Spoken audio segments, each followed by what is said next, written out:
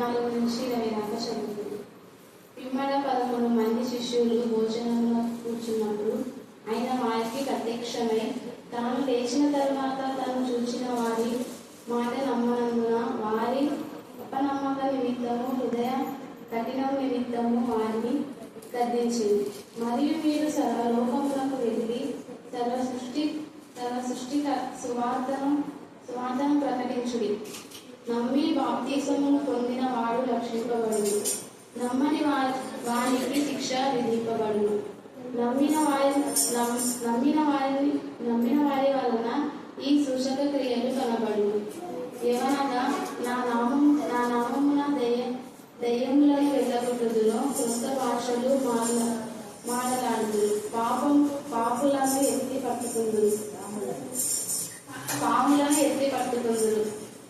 మరణకరమైనది త్రాగులని అది వారికి హాని చేయదు. రోగుల మీద చేతులు వచ్చినప్పుడు వారు స్వస్థత పొందురని వారితో చెప్పారు. ఇలాగ ప్రభువైన యేసు వారితో మాట్లాడిన తర్వాత పరలోకమునకు కూర్చుకొనబడిన దేవుని కుడి పార్శ్వమునకు ఆసీనుడాయెను. వారు బయలుదేరి వాక్యమంతరం ప్రకటించి ప్రభువు వారికి సహకారుడై ఉండి వీరి వెంట జరిగించిన సూచక క్రియలను వాక్యమును స్థిరపరచుచుండెను. ఆమె దేవుని పరిశుద్ధ వాక్యం దీవించి ఆశీర్వదించును గాక. ఆమేన్. ఆమేన్. Thank you, Jesus. Thank you, Jesus. Thank you, Father. Thank you, Father. Thank you, Father. Thank you, Father. Thank you, Father. Praise the Lord. Praise the Lord. Praise the Lord. Praise the Lord. Praise the Lord. Praise the Lord. స్తోత్రం నాయనా, పరిశుద్ధుడా, స్తుతిస్తున్నాం, మహిమపరుస్తున్నాం, ఘనపరుస్తున్నాం, ఆరాధిస్తున్నాం. ఆరాధనకు పాత్రుడు, చాలినంత దేవుడు, దేవా నమ్మదగిన దేవుడు, వాగ్దానం ఇచ్చి వాగ్దానం నెరవేర్చే దేవుడు, అనుదినము మీ వాత్సల్యత నూతనంగా మా పైన ప్రసవం చేసిన విధానం బట్టి మేము స్తుతిస్తున్నాం. ప్రత్యేక రీతిలో ఈ మధ్యాహ్న కాల్చదు ప్రతి దినం నూతన ఆత్మల పంపుతున్న దేవా మీకే స్తోత్రం, మీకే స్తోత్రం, మీకే స్తోత్రం, మీకే స్తోత్రం, మీకే స్తోత్రం, మీకే స్తోత్రం. దేవా ప్రత్యేక రీతిలో నా ప్రభ నాసలే మరి నా ప్రభ ఎంతో దూరమైనప్పటికీ అద్భుత రీతిగా నిన్నటి నా ప్రభ భయంకరమైన కలుపునప్పుగా బాధపడిన మీ బిడ్డను అక్కమక్కను మీరు స్వస్థపరిచినారు. మీ రక్తము అధికారం వల్ల నన్నెంతగా ప్రోపించారు. బలహీనతగా ఉన్నా కూడా మీ సన్నిధికి వచ్చింది దేవా. కరుణాపీఠంలో ఉన్న శక్తిని, కరుణాపీఠంలో ఉన్న ప్రభావము దేవ నా ప్రభ నా తల్లి ఆమె లాక్కున్న విధానం బట్టి మీకు వందనాలు స్తుతులు స్తోత్రం చెల్లించుకుంటున్నాం. అవును ప్రభ నా తల్లి మీ సన్నిధి కాంతి ఇక్కడ ఉంది, మీరు ఇక్కడ ఉన్నారు దేవ. వధింపబడిన గొర్రెల రక్తం కరుణాపీఠం పైన ఉంది ప్రభా. మీ రక్తం ప్రోక్షణ కిందకి తీసుకొచ్చి మీ బిడ్డల అద్భుత కార్యం మీరు చేస్తున్నారు దేవా. గత దినాల్లో నా ప్రభ అద్భుత రీతిగా నా తల్లి జైలులో ఉన్న దురాత్మల ప్రేతాత్మల సంప్రదించి బాధలుగా బంధించదుగా తెలుస్తున్నా. ఆవిడ ఆత్మీయంగా ఎదుగుతుండగా ఆత్మీయంగా ఎదగకుండా అటు ఇటు మా ప్రభ తీసుకువెళ్ళడానికి ప్రేరేపించే దురాత్మలను గద్దించమని ప్రార్థిస్తున్నా. ఆవిడ కూడా చెప్పుడు మాటలకు లోబడకుండా నీ పైన మాత్రమే అనుకోవడానికి మీకు దయచేయండి. ఎక్కడ అద్భుత కార్యం జరిగిందో, ఎక్కడ స్వస్థత పొందో, ఎక్కడ నెమ్మది క్రియల వలన వాక్యము స్థిరపరచబడుట, దేవుడు స్థిరపరుస్తాడు. అందుకే మొత్తం ఈ 4 సువార్తల యొక్క అంశం ఏంటంటే వెనువెంట జరుగుతూ వచ్చిన సూర్యక్రియల ద్వారా వాక్యం స్థిరపరచాడు. సూర్యక్రియ లేకపోతే వాక్యం స్థిరత్వము లేదని ఎవరు చెప్పినారు? నేను కాదు. ఎవరు చెప్పినారు? ఏసయ్య. ఎందుకంటే తప్పుడు బోధలు ఎప్పుడు సూర్యక్రియలు అనుకుంటున్నారు, అది ఇది అంటున్నారు. సూర్యక్రియలు ఎక్కడ ఉన్నాయి, భాషలు ఎక్కడ ఉన్నాయి, స్వస్థతలు ఉన్నాయి, డాక్టర్లు ఎందుకు, ఇవే కదా మాట్లాడేది. తప్పుడు బోధలు డాక్టర్లు ఎందుకు అంటే డాక్టర్ల జ్ఞానం ఇచ్చిందే దేవుడు. హల్లెలూయా, హల్లెలూయా. దేవుడు ఆ వ్యక్తిని బ్రతికించమంటే బ్రతికించడానికి ప్రయత్నం చేసేది డాక్టర్స్ అంతే. దేవుడు వాక్యం స్థిరపరిస్తే అది స్థిరపరచబడుతుంది. వాక్యం చెప్పే వాళ్ళు ఏం లేదు. వాక్యం చెప్పేది చెప్పించేది పరిశుద్ధాత్ముడే. అందుకే బోధించే వాళ్ళు మీరు కాదు. ఆత్మ తానే మీ పక్షంగా ఏం చేస్తుంది? మీ పక్షంగా అంటే మనందరి పక్షంగా, మన పక్షంగా దేవుడు మనతో మాట్లాడాలంటే మనమేం చేయాలి? ముందర కలిగి సిద్ధపాటు కలిగే తప్ప ఈరోజు నాతో మాట్లాడు, ఈరోజు నా యొక్క లోపాలు ఏంటో తెలియజేయి, ఈరోజు నీ వాక్యంతో బలపరచు, నీ వాక్యంతో స్థిరపరచున్నాను నా జీవితాన్ని. ఆ చంచల బుద్ధి తీసేయి ప్రభా. ఈ యొక్క వాక్యం ద్వారా విశ్వాసంలో స్థిరపరచండి, బలపరచండి. తండ్రి వాక్యం ద్వారా స్వస్థపరచండి, వాక్యం ద్వారా సమాధానపరచండి. వాక్యమే సమృద్ధి, వాక్యం ద్వారా ఐశ్వర్యం మాకు దయచేయండి ప్రభా. సమృద్ధి అయిన ఐశ్వర్యం, వాక్యమే మాకు ధనం, వాక్యమే మా కిరీటం, వాక్యమే మా బలం, వాక్యమే మా శక్తి, వాక్యమే మా ఆధారం, వాక్యమే మా ఆనందం, వాక్యమే మాకు వెలుగు ప్రభా. వాక్యము ద్వారానే అపవాది క్రియలు లయపరచండి అని ప్రార్థన చేయండి. రోజు ఖచ్చితంగా దేవుడు మీ జీవితాన్ని చేయిస్తాడు. హల్లెలూయా, హల్లెలూయా, హల్లెలూయా, హల్లెలూయా. అందుకని నేను పదే పదే చదువు రాకపోయినా కంటద వాక్యాలు నేర్చుకోండి అని మీకు చెప్తున్నా. నేను కూడా రోజు ఒక వాక్యాన్ని పలికిస్తున్నా. కనీసం ఇక్కడ పలికిన వాక్యం అన్నా పదే పదే పదే అనండి. నేను అది కూడా ఆశీర్వాదం. మీకు ఏది గుర్తుంటే అదే వాక్యం. ఇందాక చదువు రాకపోయినా జైలు ఎంత చక్కగా ప్రార్థనలో దేవుని వాక్యాలను పెట్టే చేసింది. ప్రభా రక్త సాగు గల స్త్రీకి మీరు ఎంత దండలు ఇచ్చినారు ప్రభా. ఆమె నీ ప్రభావాన్ని లాక్కుంది ప్రభా. నీలో ఉన్న ప్రభావాన్ని ఆమె తీసుకోవడానికి ఆమె చెట్టుని ఇచ్చినట్టుగా అందరూ మీలో ఉన్న ప్రభావాన్ని పరిశుద్ధాత్మ నేను తీసుకోవాలా ప్రభా అని ఎవరు తీసుకోవాలి. అనేక ఆశ్రయాల పాత్ర ఇక్కడ ఉంచాడు కరుణాపీఠంలో దేవుడు. మీరు తీసుకోవాల్సిన బాధ్యత వెళ్ళిపోయినా. మీరు తీసుకోవాలంటే through the word of God. మిగతా మధ్యవర్తి ఎవరు? వాక్యమే. ఇక నో సోర్స్ అన్నా. ప్రతి ఆత్మ సంబంధమైన ప్రతి ఆశీర్వాదం, ఈరోజు సంబంధమైన విద్య సంబంధమైన జ్ఞానం కావనివ్వండి, తర్వాత ఆత్మ సంబంధమైన జ్ఞానం ఎప్పుడైతే మనకు వస్తుందో విద్య సంబంధమైన జ్ఞానం వస్తుంది. మీ ఇంటిని కట్టుకునే జ్ఞానం దేవుడికి ఇస్తాడు. జ్ఞానవంతురాలు ఇల్లు కట్టను. ఇల్లు కట్టనంటే ఈ ఇల్లు మాత్రమే కాదు, దీంట్లో ఎవరికి రక్షణ లేదో వాళ్ళందరికీ రక్షణ కట్టే జ్ఞానం దేవుడు ఖచ్చితంగా ఇస్తాడు. కానీ ఎప్పుడు మనం నిరాశపడదు, కృంగిపోకూడదు. ఏదో కూడా దేవుడు వాళ్ళతో మాట్లాడతాడు. కఠిన హృదయాలు, ముకుంద హృదయాలతో దేవుడు మాట్లాడే దేవుడుగా ఉన్నాడు. అందుకని ఇక్కడ వీళ్ళని కూడా యేసయ్య గద్దిస్తున్నాడు వాళ్ళ హృదయ కాఠిన్యాన్ని బట్టి. 14 వచనం చదవండి. మార్కు సువార్త 16వ అధ్యాయము 14వ వచనం. చూడండి, పిమ్మట 11 మంది శిష్యులు ఏం చేస్తారంట? వీళ్ళకి ఎప్పుడు తిండి గురించి, ఒకవేళ యేసయ్య గురించి ఏం తెలియకుండా, కానీ అదే మగ్దలేనే మరే వాళ్ళైతే స్త్రీలు రాత్రంతా సిద్ధపాటులో ఉందంటే వాళ్ళు అసలు తిండి తినలేరని నాకు తెలిసి. ఎప్పుడెప్పుడు వేగ్జామ్ అవుతుందా? ఒకవేళ శనివారం రోజు తినాలేమో ముందర పొద్దున, కానీ వేగ్జామ్ అవుతుంది, పోవాలి పోవాలి పోవాలి. వేసేంచు ఏ సమయానికి వేసే అక్కడ కనపడింది. ఆమె మళ్ళా ఊళ్ళోకి వచ్చి శిష్యులకంతా చెప్పి అదే ఆమె కడుపు నిండిపోయింది. హల్లెలూయా, హల్లెలూయా, హల్లెలూయా, హల్లెలూయా, హల్లెలూయా, హల్లెలూయా. ఆమె సంతోషపడి ఈ శిష్యులకు చెప్పింది. మళ్ళీ ఇంకా ఊరంతా దాటిందా, తిండి మీద లేదా మగ్దలేనే కడుపు. కొంతమంది పురుషులకు ఎప్పుడు తిండే, ఎప్పుడు చూడు పక్కింటి వాళ్ళు బాగా చేసినాడు చూడు, వాళ్ళ బాగుంటుడు, వాళ్ళకి బాగుంటుడు, వాళ్ళ కూడా బాగుంటుడు, అక్కడ నువ్వు చెయ్యవు, ఎప్పుడు తిట్టుకుంటూనే అంటారు. వాళ్ళ నేనంతా ముందు వాళ్ళ ముఖాలు వాళ్ళ బుద్ధులు బాగాలని చెప్పండి అంటారు. బుద్ధులు బాగుంటే ఇవి కూడా రుచుకుంటాయి. బుద్ధులు బాగాలేనప్పుడు అన్నింటిలో పేరు పెట్టుకుంటాం. అదే కదా నిజంగా ఎక్కడైతే మీరు చూడండి, ఆమె వాక్యం ప్రకటించి ఆమెకు తృప్తి అయిపోయింది, పనులు అయిపోయింది. చికెన్ మటన్ 65 నాకు అయిపోయిందండి. వీళ్ళు విని ప్రార్థన చేసుకొని ప్రభా మాకు కంపి అని మోకాల మీద కూర్చొని స్తుతించకుండా ప్రార్థన చేయాలి. ప్రార్థన చేయకుండా ఏం చేస్తున్నారు వీళ్ళు? ఇంకా ఏసి 3 రోజులు అయింది. 3 రోజులు వేస్తానన్నాడు ఏసయ్య. పోయి ఏసయ్య కనపడినాక నిన్నా ఒక రకం. కానీ ముందే అయోమయ ప్రదేశం 11 మంది అన్నారు. ఒకరు కాదు, అందరూ భోజనములకు కూర్చున్నప్పుడు అప్పుడు ప్రత్యక్షమైన చేశారు. తిండిపోతున్నారా తింటున్నారా అనుకుంటా. చూడండి, ప్రత్యక్షమై తాను లేచిన తరువాత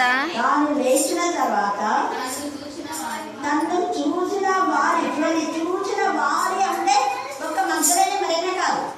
మగ్దలేనే మరే చెప్పింది, అమ్మాయి బ్రాహ్మణుడు వాళ్ళు చెప్పారు, ఇంకా ఎంతో మంది నమ్మిన వాళ్ళందరూ చెప్పారు. ఏసే లేచారు పెద్ద కల్లోలం అయిపోయింది ఆ ప్రాంతం ఎరుషలేమంతా. అందరూ ఏసే గురించి చెప్తున్నా. ఎక్కడ ఇద్దరు నిమిషాలు అంతా ఏసే గురించి వార్త, ఏసే గురించి వార్తనే.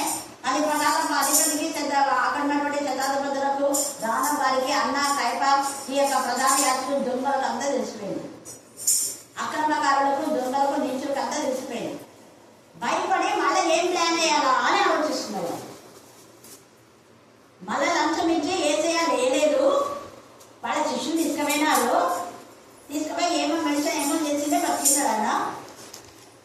మనల్ని ఇట్లనే లంచం ఇచ్చే అబద్ధపు సాక్ష్యాలు. అక్కడ వాళ్ళది చేస్తున్నారు, వాళ్ళు విజయ అయిపోయినారు. ఇక్కడ శిష్యులేమో హాయిగా కింద ఉండాలనుకున్నారు.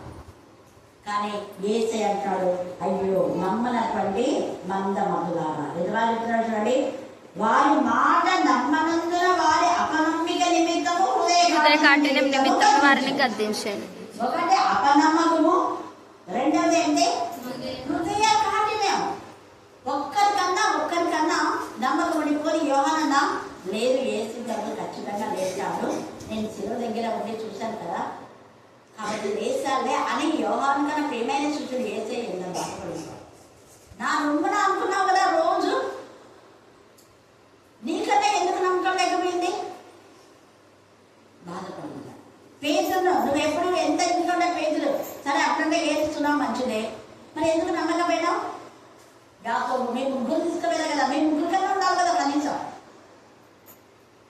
అందుకనే విశ్వాస ఘాతులు అయిపోయినారా మీరు అంటున్నారు. అపనమ్మకస్తులు విశ్వాస ఘాతులు. మిమ్మల్ని కూడా అక్కడ ఎందుకు పోతారు ఇక్కడ ఎందుకు పోతారు అని అంటుంటారు. వాళ్ళకి నమ్మకం లేదు, అందుకే వాళ్ళ ఇంట్లో ఎవరైతే నమ్మకం లేదో వాళ్ళ ఇంట్లో తాగుబోతులు ఉంటారు, తిరిగిపోతులు ఉంటారు, వదలబోతులు ఉంటారు, నిద్రపోతులు ఉంటారు, సోమరిపోతులు ఉంటారు. తర్వాత వాళ్ళ ఉద్యోగం కూడా ఏ మాత్రము ఏం చేస్తున్నారో ఆ వచ్చిన డబ్బు వచ్చినట్టే పోతుంది. కావాలంటే మీరు చూసుకోండి. ఎవరైతే వాక్యములకు ఆటంగా పలుస్తారో వాళ్ళని ఎప్పుడు కూడా ఏసయ్య అసలు టాలరేట్ చేయడు, గర్దిస్తూనే ఉన్నాడు. ఆయన మరణంలో పొందక ముందు గర్దించాడు, పునరుద్ధానంలో కూడా గర్దించాడు. అంటే యేసు ప్రభు ఈ మధ్యాహ్న కాలంలో నీకు నాకు నేర్పేది ఏంటంటే తప్పు తెలిసినప్పుడు 100% గర్దించాడు. ఆయన సజీవంగా ఎప్పుడైనా సజీవుడే, మరణించిన సజీవుడే, పునరుద్ధారణ సజీవుడే.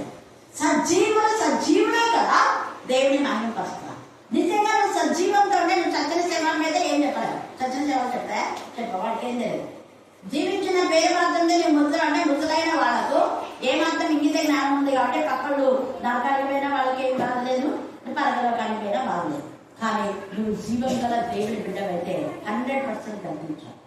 పునరుద్ధారణమైన యేసయ్య ఇక్కడ గర్దిస్తున్నాడు. చూడండి, ఆయన మెసేజే గర్తింపుంది. అక్కడ ఎంఐ గ్రామస్తులు కూడా సేమ్ అదే మనం మాట్లాడినాడు. లూకాసు వార్తలు మళ్ళప్పుడు మనం ధ్యానించినప్పుడు లోతుగా ధ్యానం చేసుకున్నాం. ఎంఐ గ్రామం వాళ్ళకి ఎంత ఆసక్తి ఉంది వాళ్ళు పోయారు. వాళ్ళ యొక్క విశ్వాసం బట్టి, వాళ్ళ నమ్మకంతో బట్టి, వాళ్ళ ప్రేమను బట్టి, వాళ్ళ యొక్క మరి ఏసై పట్ల ఉన్నటువంటి అభిమానం బట్టే ఏసై వాళ్ళతో కూడా నడిచి, కానీ ఏదో కొంత వాళ్ళకు బాధ ఉంది, ఏసై కనపడలేదే అనే బాధలో ఉన్నారు. అందుకనే ఏసైనే వాళ్ళతో నడిచి శిష్యుల కంటే ముందు వాళ్ళతో కలిసి భోజనం చేసి వాళ్ళకి విడిచి కూర్చున్నారు. ఏంటంటే హల్లెలూయా, హల్లెలూయా, హల్లెలూయా.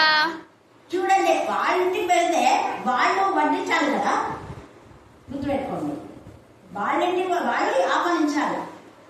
బాటసారి అనుకొని రాత్రి అవుతుంది, చీకటి ఉంది కదా, రండి మీరు మా ఇంట్లోకి వచ్చి ఈరోజు ఉండి పోండి మీరు అని వాళ్ళు ఆహ్వానించినారు. వాళ్ళు ఆహ్వానిస్తే వాళ్ళు వడ్డించాలి. కానీ ఏసైనా విరిచి వాళ్ళకి ఇచ్చినాము. ఏసైకి ఎప్పుడెప్పుడు పిల్లలకు వాక్యం గురించియాలా అనే అభిలాష. ఎప్పుడైతే అది తిన్నారో వెంటనే వాళ్ళ మనోనిద్ర వెంటనే తెరవడం గుడిదనం పోయింది. అయ్యో, ఆయన మాటలు మన ఉదయం మాట్లాడినప్పుడు మండించుండే కదా.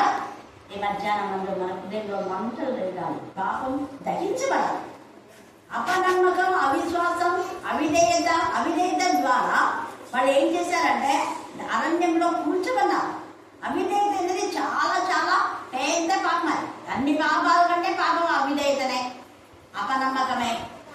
నమ్మనందున వారిని గర్దించాడు యేసయ్య.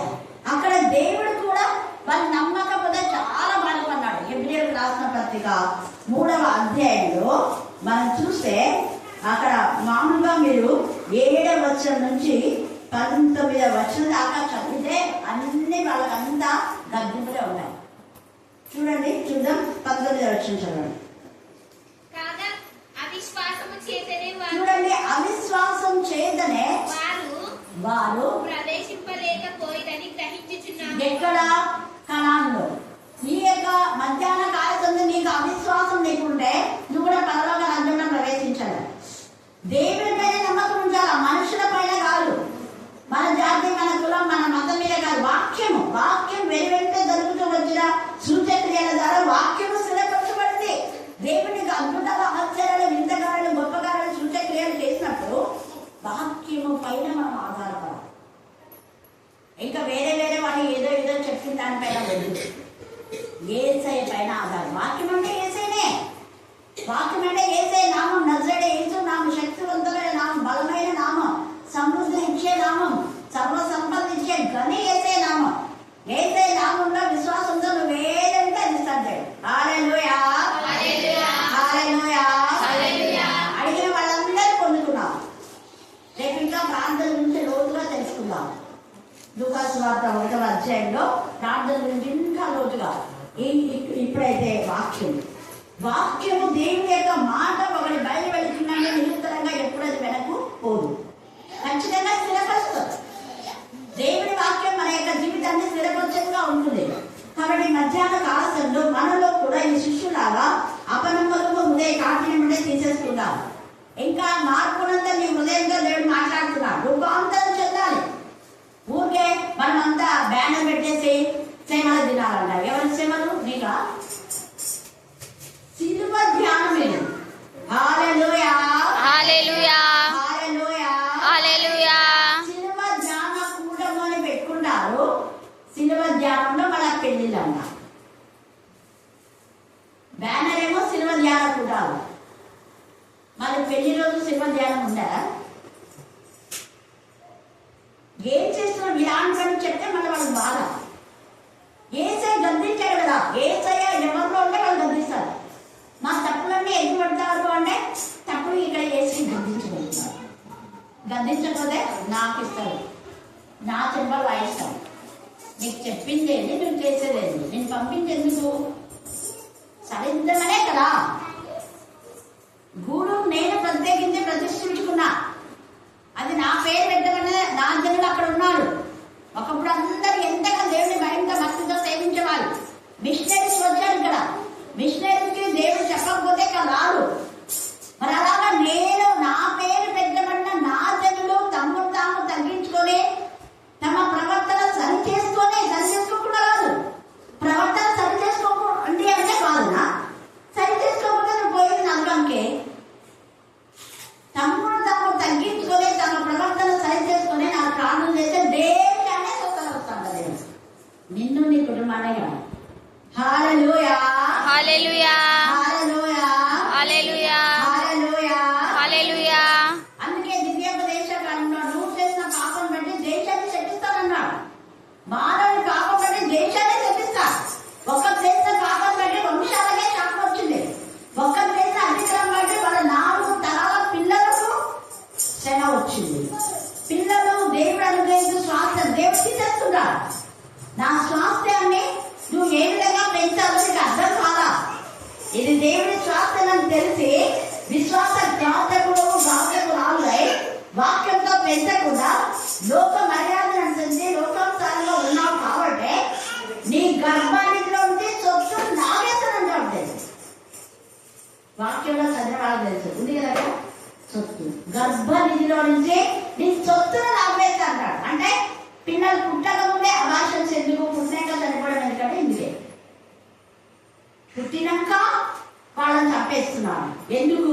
దేవుడు ఇది నా సొత్తు, నువ్వు సరిగా చేయకుండా వాళ్ళని అగ్నిలో దాటిస్తావా? బెంకిన్నోవు ఆ యొక్క కుమారుడు బెంకిన్నప్పుడు వాళ్ళ అగ్ని కూడా దాటించినందుకు పిల్లలందరూ తప్పించుంది. దేవుడు ముగ్గురు తప్పాడు.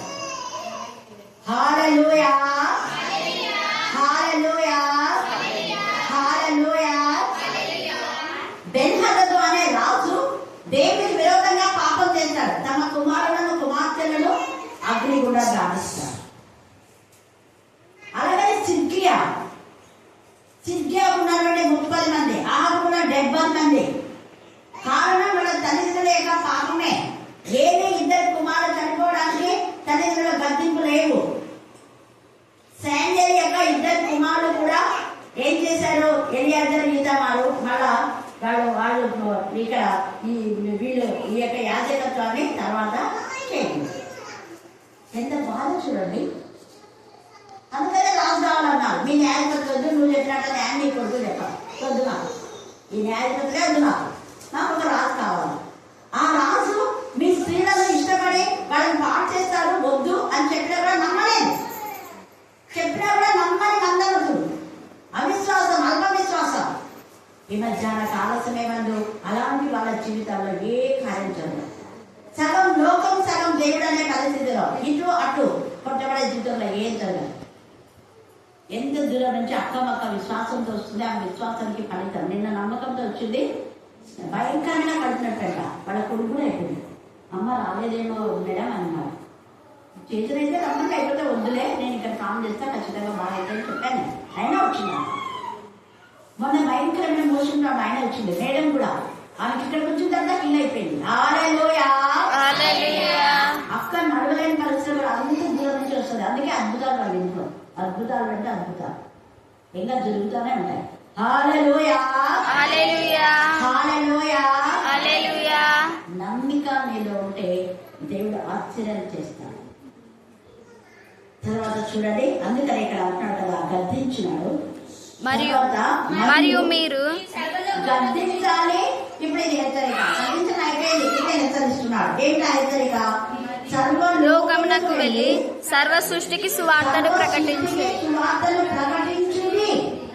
చూడండి, సువార్తను ప్రకటించండి అని ఏసే చెప్పి ప్రభు వల్ల కూడా ఈ శరీరం తిన్న వాళ్ళు, ఈ రక్తం తాగిన వాళ్ళు నా మరణాన్ని ప్రచురించాలి అంటే మన సంఘాల్లో అందరికి అవకాశం ఇస్తున్నారా? లేదు. సంఘంలో ప్రకటించాలి, ఇంట్లో ప్రకటించాలి, వీధిలో ప్రకటించాలి, పొలంలో ప్రకటించాలి, ఎక్కడైనా ప్రకటించాలి. చేతనైనంత మటుకు సంవత్సరంలో అందరికీ అవకాశం వచ్చేలా చూడాలి. అందరి వాక్యం చెప్పాలా, ప్రయత్నించడమే ఒక దైవజనుల యొక్క లక్షణం, పెద్దల యొక్క లక్షణం, ఒక విశ్వాస యొక్క లక్షణం. చెప్పగలిగిన వాళ్ళందరూ చెప్పాలి. ఇక్కడ నేను అందుకే అడుగుతా, చెప్పగలిగిన వాళ్ళందరూ చెప్పినారు, దేవునికి స్తోత్రం.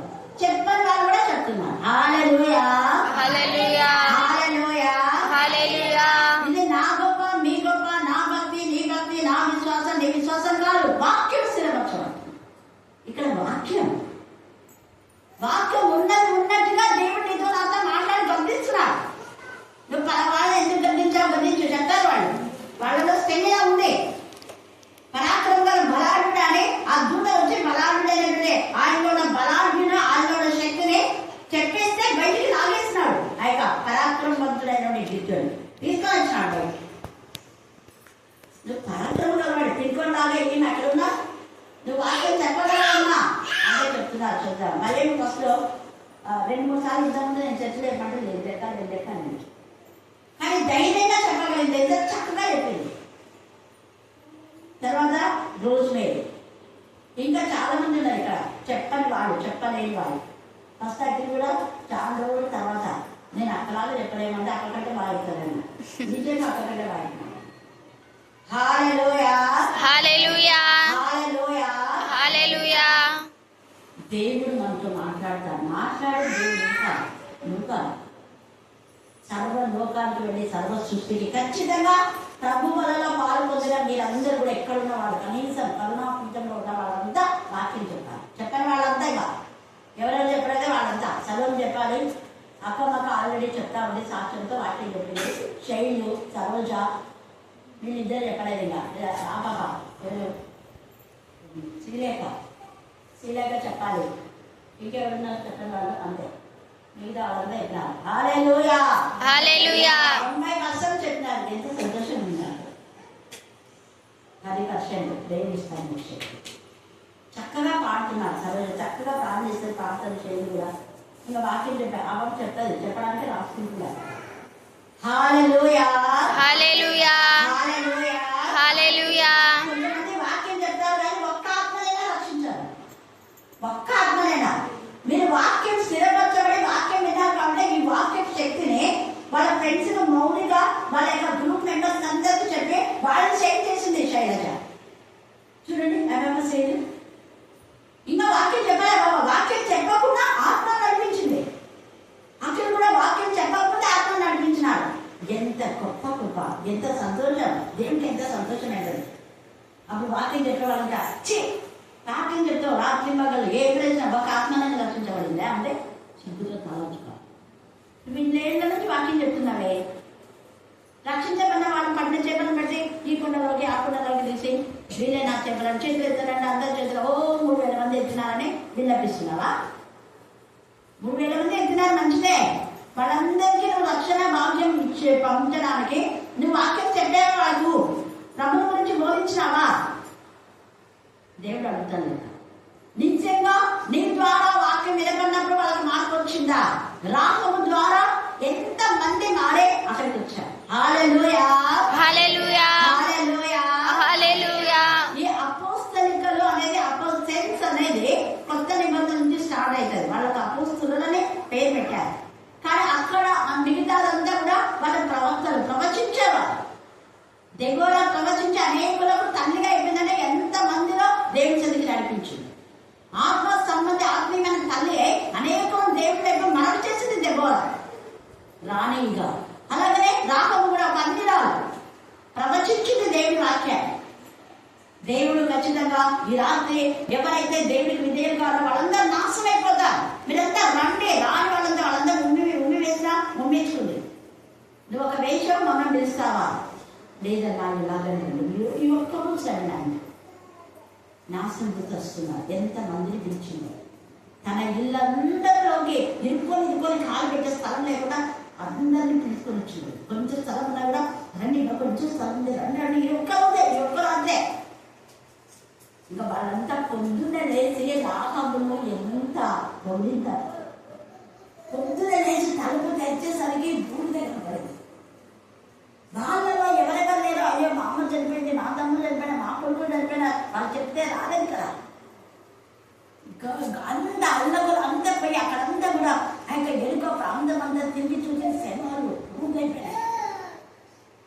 వాళ్ళ యొక్క ఆస్తి అంతా కూడా భూమైపోయింది. ఏంటి అంటున్నారు. రాహబును ఎంతగా పొందుతారు. రాహబు క్షమించమా, ఎవరైతే ఉమ్మి వేశారో రాహబును వాళ్ళు క్షమించనుకున్నారు. నిజంగా నువ్వు మమ్మల్ని బలవంతం చేసి ఉండకపోతే మేము అక్కడికి వచ్చి ఉండేవాళ్ళం కాదు. ఎంత మంచి సాక్షి, నమ్మకం, ఆమె విశ్వాసం. ఖచ్చితంగా ఇస్రాయేల్ దేవుడే నమ్మింది కాబట్టి అనేకులను దేవుడి సంతకు నడిపించింది. ఈ మధ్యాహ్న కాలంలో నమ్మికలో ఏదో నేను ఖచ్చితంగా చూస్తాను, కలుస్తాను, ఆయనతో మాట్లాడుతానని మగ్దలైన మరియా నమ్మకంతో వెళ్ళింది. ఏసైన కనుగొంది, ఏసైతో మాట్లాడింది, ఏసైతో నమ్మబడింది. హల్లెలూయా, హల్లెలూయా, హల్లెలూయా, హల్లెలూయా. వాళ్ళు వెళ్ళి పంపలే, అక్కడికి బాగా చెప్పి ఏసయ్యనే చయా అని చెప్పారు. అమ్మ నువ్వు స్త్రీని స్త్రీలకు చెప్పిపోతుంది అలా నా శిష్యులకు వెళ్ళి నువ్వు చెప్పాలి. మొదట మగ్దలైన మరియనే శిష్యులకు బోధ చేసింది. అప్పుడు షైన్ బుధ చూడండి, అప్పటికి కూడా షైన్ అయినారు. కానీ ఇంకా భయపడకుండా బోధన చేస్తున్నారు, గద్దించారు వేసే. అందుకనే వెనువెంట జరుగుతూ వచ్చిన సూచక్రియ కదా, అప్పుడు వీళ్ళు సూచక్రియ చేస్తున్నారు. ఏమేమి అంటే సర్వలోకములకు సర్వసృష్టికి సువార్తను ప్రకటించాలి, నమ్మి బాప్తిసం పొందినవాడే రక్షింపబడును. నువ్వు నమ్మకం లేకుండా ఎన్నిసార్లు మునిగినా వేస్ట్. నువ్వు బ్యాప్టిజం పొంది నిజమైన రక్షణ అనుభవంలోకి రాకపోతే పోయేది నరకానికే. బ్యాప్టిజం నేను పరలోకాన్ని తీసుకోదు. పెళ్లి బాప్తిస్మాలన్నీ కూడా రక్షణ కాదు. రక్షణ పొందిన వాళ్ళు కర్మణ వాచ ప్రభుతో ఉంటారు. హృదయపూర్తిగా వాళ్ళు విశ్వసించాలి, నోటితో ఒప్పుకుంటారు. అవును ఆయనే మా దేవుడు, మా రక్షకుడు, మా ప్రభు, మా అధినేత, మా రాజు, మమ్మల్ని వేయలేవాడు ఆయనే అని చెప్తారు, సాక్ష్యం చెప్పాలి. అది నమ్మిన వారి వలన అంటే అది రక్షింపబడిన వ్యక్తి ఖచ్చితంగా ప్రభువును ప్రకటిస్తారు, రక్షకుడి గురించి చెప్తారు. రక్షింపబడినప్పుడు రక్షణ గురించి చెప్పకపోతే విశ్వాసం కాదు. తర్వాత చూడండి, నమ్మి బాప్తిసం పొందిన వాడు రక్షింపబడును, నమ్మని వాడికి ఏమన్నా శిక్ష విధింపబడును. ఒకటేమో ఏమంటాడు కదా, యేసయ్య ప్రత్యక్షమైనాడు. వాళ్ళ రెండవదే వాళ్ళ అపనమ్మక నిమిత్తం, హృదయ కాఠిన్య నిమిత్తం వాళ్ళ గద్దించాడు. తర్వాత ఆ యేసయ్య సర్వలోకానికి సువార్త ప్రకటించని అంటున్నాడు. నమ్మి బాప్తిసం పొందండి అన్నాడు ఐదవది. నమ్మిన వారికి నమ్మని వారికి ఏ విధంగా ఆరోది శిక్ష విధించబడను అన్నాడు. ఏడవది నమ్మిన వారి వల్లనే సూచక్రియలు అన్నారు. ఏ సూచక్రియలు అంటే ఆయన నామమున దయ్యములను వెళ్ళగొట్టుదురు. కొత్త భాషలు మాట్లాడుదురు, పాములను ఎత్తిపట్టుదురు, మరణకరమైన దేని త్రాగడం అది వారికి హాని చేయదు. రోగుల మీద చేతులుంచినప్పుడు వారి స్వస్థత చెప్పాను. కొంతమంది స్వస్థత వారికి లేకుండా స్వస్థత కోసం చేతులిస్తే ఆ దురాత్మలు వాళ్ళనే పట్టి పిలిచారు. కేవయ అనే యాజకులు 7 కుమారులు అపోస్తలుడైన పౌలు ప్రకటించు యేసు తోడు అని స్వస్థత చేయడానికి పోయినాడు. వాళ్ళలో నా దయ్యాలు బయటకు వచ్చి, మాకు అపోస్తలుడైన పౌలు ఎవరో తెలుసు, నజరైన యేసు ఎవరో తెలుసు, నీకు నజరైన యేసులోనే నమ్మకం లేదు, నువ్వు మన నజరైన యేసు నామం చెప్పి నువ్వు మమ్మల్ని బయటకు రమ్మంటావా? మేము నజరైన యేసు నామం బయటికి వచ్చి నిన్ను పట్టి పీడిస్తాం చూడండి. వాళ్ళ పట్టి వాళ్ళ వస్త్రాలు వదిలేసి దిగంబరులై వెళ్ళారంట. అపవాది దిగంబరులు చేస్తారు, నిరాశ్రయులు అనేది అక్కడ అర్థం. ఈ మధ్యాహ్న కాలశైలు చిగ్గుతో తలముచ్చుకునే జీవితం వద్దు. దేవుడి నామం పేట మన దేవుడు మనకి ఇచ్చిన వాటిని, ఆ తలంపుల్ని మనం వాడుకోవాలి, లేని వాటిని మనం ఇది చేయకూడదు. ప్రార్థన చేయండి దేవుడి శక్తిని ఇచ్చినప్పుడు. ఇప్పుడు ఇక్కడ పరిశుద్ధ ఆత్మతో నింపబడిన వాళ్ళకి నేనే చెప్తాను, ఇది చేయలేదు. అక్కడ చేసినప్పుడు అక్కడ చేయబెట్టి చేయని చెప్తాను, ఆత్మతో ఉంది కాబట్టి. అలాగా చేసినప్పుడు వాళ్ళకు కూడా స్వచ్ఛత, తృప్తి కూడా. ఇంకా కొంతమంది మీరు చేయండి అని చెప్తాను, అక్కమ్మక్క కూడా చెప్తాను. కాకపోతే చేయబెట్టదని చెప్తాను. ప్రార్థన చేయి, వాళ్ళు ఇంటికి వచ్చి ప్రార్థన ఇంకా బలపడాలి కాబట్టి అని. ఆల్రెడీ అక్కడ దర్శనం వేస్తే దర్శనం ఉంది, అనేకుల కోసం ప్రార్థన చేయాలి, బలపడాలి. అందుకనే ఈ యొక్క మధ్యాహ్న కాలశ్రమేనందు మనం ఈ విధానంలో తర్వాత మనం చూస్తే ఏంటి కాబట్టి యేసయ్య దేవుడి కృపాశ్రయంలో ఉన్నాడు. నీకోసం నా కోసం విజ్ఞాపన చేస్తున్నాడు. నిన్ను నన్ను చూస్తున్నాడు, ఆత్మగా కంటి రెప్ప వాల్చి కూడా మనం కాపాడుతున్నాడు. 9వది వారు బయలుదేరి వాక్యం అంతగా ఒక చోట కాదు, ఎక్కడ అంతా మరి అంతా ప్రకటిస్తున్నాను చూడండి. అంతగా ప్రకటించింది. ప్రభు వారికి సహాయకారుడై వెనువెంట జరుగుతూ వచ్చిన సూచన లేదా 10వది స్థిరపరచబడిన మాట. ఈ 10 బ్లెస్సింగ్స్ ఈ మధ్యాహ్న కాలంలో దేవుడు మనకు దయచేయగాక. ఆమేన్, ఆమేన్, ఆమేన్. చివరి అబ్రహాము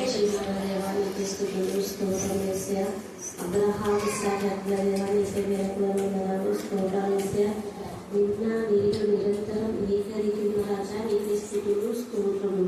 ఇదిగో ప్రభు మమ్మల్ని సజీవులకు ఉంచిన విధానం అంటే నీకు స్థితులు స్తోత్రం ఇచ్చా. నీ సన్నిధిలో నెలగడిపి బాగా మాకు దయచేసిన విధానం అంటే నీకే వేరకులను వందనాలు స్తోత్రం ఇచ్చా. ఇదిగో ప్రభావమైనా నీ సన్నిధికి అడిగిన వస్తువునైనా నీ వాక్యాన్ని నైనా విని నైనా వాక్యానుసారంగా నడుచుకునే భాగ్యం మాకు దయచేసేనైనా నీ గతింపులకు నైనా లోబడే జీవితం మాకు దయచేసి ఇక్కడ వచ్చిన ప్రతి ఒక్క బిడ్డ జ్ఞాపకం చేసుకొని సార్, ప్రతి ఒక్క బిడ్డకు మంచి ఆరోగ్యం దయచేసి ప్రతి ఒక్క బిడ్డనైనా దీవించండి, ఆశీర్వదించండి. ఇదిగో ప్రభావ నేను ఆనాడునైనా మీరునైనా శిష్యులను గద్దించినారేసైనా ఆనాడునైనా శిష్యులైనా నీ వాక్యాన్ని విని నీ వాక్యానుసారంగా నడుచుకొనైనా సర్వలోకానికి వెళ్ళి సర్వ సృష్టి సువార్త ప్రకటించడానికి చెప్తున్నాను ప్రభావ. ఇదిగో ప్రభావంలోనైనా మేము రోజునైనా నీ సన్నిధికి వస్తూ నీ వాక్యాన్ని నేర్చుకొని నేనా నీ ఆత్మలో నింపబడినైనా కనీసమైనా ఒక్క ఆత్మనైనా రక్షించే బిడ్డలకైనా మేము తయారవడం మీద సహాయం దయచేస్తే ప్రతి బిడ్డనైనా ఆత్మానుసారంగానైనా అంచెలంచెలుగా మీద సహాయం దయచేస్తా. అక్కడ జ్ఞాపకం చేసుకునే సహాయం మంచాలను దయచేసి ఇంకా అనేక ఆత్మలు నేను పట్టులాగా మీద సహాయం దయచేసా. నేను నీకు స్థుతులు స్తోత్రం వేసానైనా నేను ఇక్కడ నేను వచ్చిన ప్రతి బిడ్డనైనా ప్రతి ప్రార్థన అవసరం తీర్చలేసానైనా నీకు స్థుతులు స్తోత్రం వేసా. ఏ బిడ్డ అయితే నేను ఏ కొరతలో ఉన్నానైనా నీకు పోవటం తెలిసిన ప్రతి బిడ్డనైనా ఆశగా ప్రాణం తృప్తిపరిచే దేవుడు వేసా. నీ సన్నిధికి వచ్చి అనేక మేలు పొందుకొనినా సాక్షి బిడ్డలుగా ఉండటం మీద సహాయం దయచేస్తానని మమ్మల్ని మేము తగ్గించుకుంటూ నీ నామను హెచ్చిస్తూ ఈ కొద్ది నజరేయుడైన యేసు క్రీస్తు నామమున అడిగి వేడుకుంటున్నాము మా తండ్రి. ఆమేన్, ఆమేన్. ఆ ప్రకారంలో తీర్చండి దేవాన్ని చేసుకోవచ్చు. మీకు వందనములు నాయన. అయినా ప్రతి ఇంటిని దర్శించండి నాయన. ప్రతి ఇంటిలో ఉన్న ఇరుకులు ఇబ్బందులు వేదము శోధనలు నా తండ్రి అన్ని నా తండ్రి నజరేయుడైన క్రీస్తు నామమున హల్లెలూయా. నేను కార్యం చేసి నువ్వు మాయం పొందండి. రాబోయే దినాలలో నా ప్రభా ఇక్కడ మా పీఠ మందిరం అనేకమైన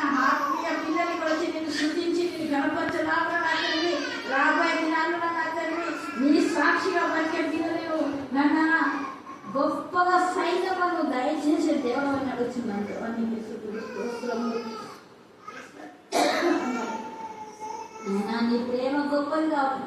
నీ వాక్యం ప్రకటింపాలి లోకంలోనూ మాట్లాడాలి. నీ వాక్యం నా తండ్రి వేద చదువునట్టు నా తండ్రి నా ప్రభు అనేకమైన బిడ్డలు నా తండ్రి నీ సాక్షిగా లేయాలి. దేవానికి స్తోత్రం, నీకే వందనములు నైనా, నీకే స్తోత్రం చెల్లించుకుంటున్నాను నైనా. నీకు కూడా భద్రపరచుకోమని అడుగుతున్నాను నైనా. ప్రతి బిడ్డను ఆశీర్వదించండి, ప్రతి కుటుంబాన్ని ఆశీర్వదించండి నైనా. నీకే స్తోత్రం నైనా.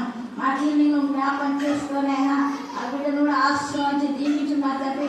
వాక్యంలో బాగా ఎదిగి నా తండ్రి అనేకులకు వాక్యం చెప్పే కుమారుగా నువ్వు నా తండ్రి స్థిరపరచమని అడుగుతున్నాం దేవా. నీకే స్తోత్రమైనా. అక్కమ్మని ఆశీర్వదించి దీవించును. ఆమెకు ఇచ్చిన ఆరోగ్యం బట్టి నీకు వందనములు స్తోత్రములు నైనా. నా తండ్రి పరవాన్ని ఆశీర్వదించి దీవించును. పవన్ వాక్యానికి ఒక సాధనము చేసుకో దేవా. నీకు స్తోత్రమైన కుమారుడు నా తండ్రి నీ ఆత్మీయ శక్తిని దయచేయాలి.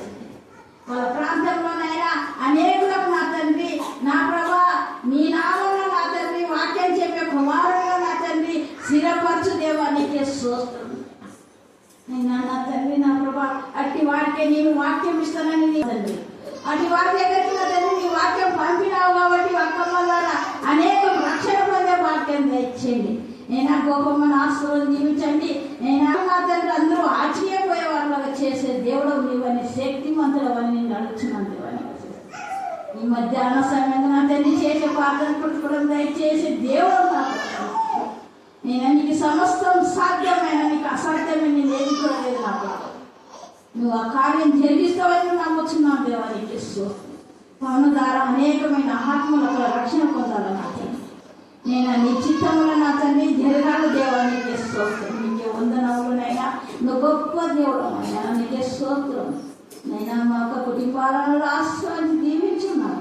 మా కుటుంబాలలో నీ కృప నీ దీవెనని ఆశీర్వాదం దయచేయండి దేవా. నీకే స్తోత్రం.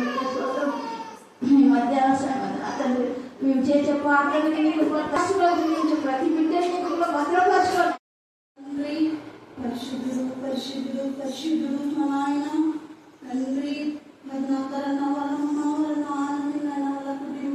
తండ్రి నువ్వే ఆరాధించు ఆశ్రయించు తండ్రి. అక్కల తండ్రి నీకు వందనాలు స్తోత్రాలు మా నాయన తండ్రి. ఆకీల కుటుంబాన్ని నాయన ఆరాధించు తండ్రి. తండ్రి రోజుకు నీ తండ్రి వాళ్ళ కష్టాలు కూడా తీర్చయ్యా ప్రభువా. నాకు నా తండ్రి నీకు వందనాలు స్తోత్రాలు మా నాయన తండ్రి. కుంటి వాళ్ళు గుడ్డి వాళ్ళు